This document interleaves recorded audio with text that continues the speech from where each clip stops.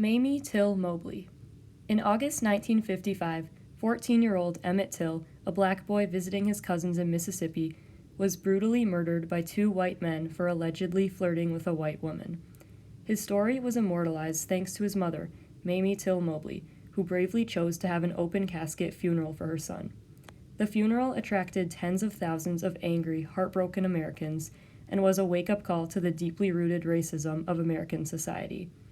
Even though slavery had been over in America for many decades, racism was still entrenched in American society, particularly the South, in the 1900s. It took the form of segregated public facilities, less opportunities for the economic advancement of black people, and the rise of hate groups and extreme violence, like lynching and murder. Despite the formation of several civil rights groups, like the NAACP, hate and violence towards black people continued, often in the form of brutally murdering someone over the tiniest offense, as was the case for Mamie's son Emmett in 1955. Mamie Till Mobley was a very influential figure in American history because of her decision to hold an open casket funeral for her son Emmett and her activism that followed, which deeply affected millions of Americans and spurred the civil rights movement of the 50s and 60s.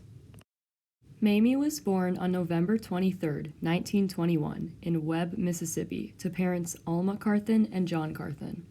During what was known as the Great Migration, she and her family moved to the Chicago area, where her father took a job at a corn refining plant. When her parents split when she was 13 years old, Mamie decided to pour her energy into becoming the best student she could be. She was just the fourth African American to graduate from Argo Community High School, where she was an honors student. In 1940, Mamie married Louis Till from Missouri, and shortly after, their only son Emmett was born. Growing up in Chicago, Emmett was relatively sheltered from extreme racism and violence, so when he asked to visit his cousins in Mississippi in the summer of 1955, Mamie cautioned him about the way black people were treated in the South. Despite her warnings, Emmett decided to go but paid the ultimate price. On August 28th, after supposedly whistling at Carolyn Bryant, a white store clerk, he was kidnapped from his uncle's house by Carolyn's brother, Roy Bryant, and J.W. Milam. The two white men relentlessly beat Emmett before shooting him and dumping his body into the Tallahatchie River. When the news reached Mamie in Chicago that her son had been killed, she was understandably shocked and heartbroken. She could have become numb with grief and nobody would have blamed her, but what she did next was truly extraordinary. She worked tirelessly to prevent Mississippi officials from covering up the brutal murder and quickly burying Emmett in Mississippi. After she paid nearly a year's salary to transport his body back to Chicago, she begged officials who demanded the casket remain sealed to let her open the box.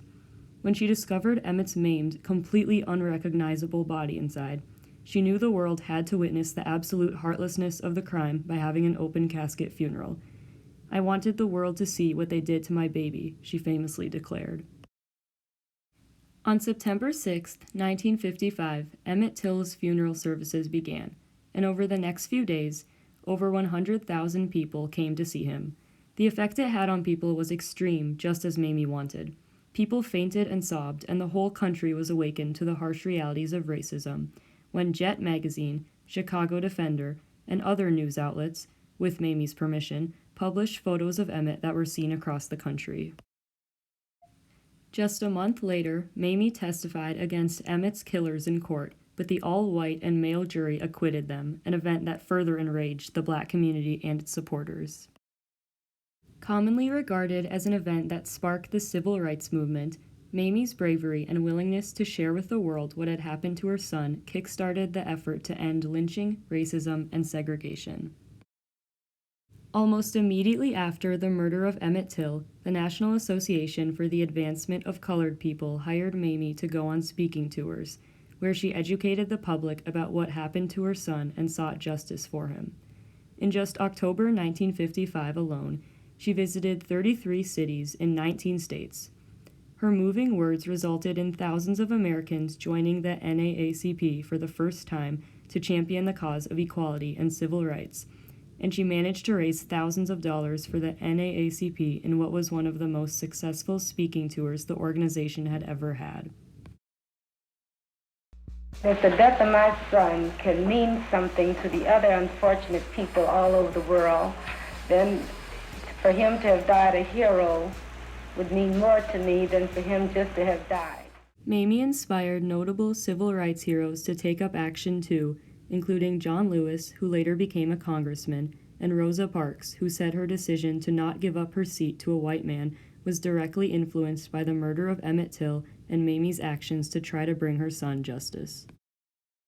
Long after the murder of Emmett, Mamie continued her activism by speaking from a black mother's perspective in a way that deeply moved audiences.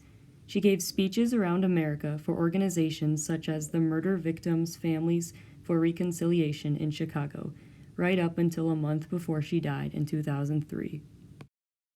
Her work touched the lives of numerous young people, too. In 1973, while she was teaching elementary school at Carter Elementary, she founded the Emmett Till Players. This was an organization where school children across America traveled to perform famous speeches by Martin Luther King Jr., which taught them history and self-confidence. In this way, Mamie helped to pass on her fight for equality and justice to the next generation, to ensure that people never stopped standing up for themselves. Even after Mamie died on January 6, 2003, her legacy continues to have an impact on American society today.